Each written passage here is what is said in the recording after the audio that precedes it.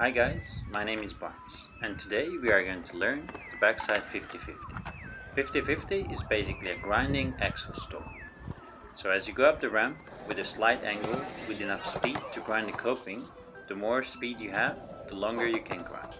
So as you roll up, put a little bit of extra weight on your tail. It will make it easier to lift up your front truck.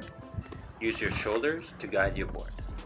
Stand up straight, but make sure you are slightly lean into the ramp to avoid rolling out. Yeah, so you are grinding.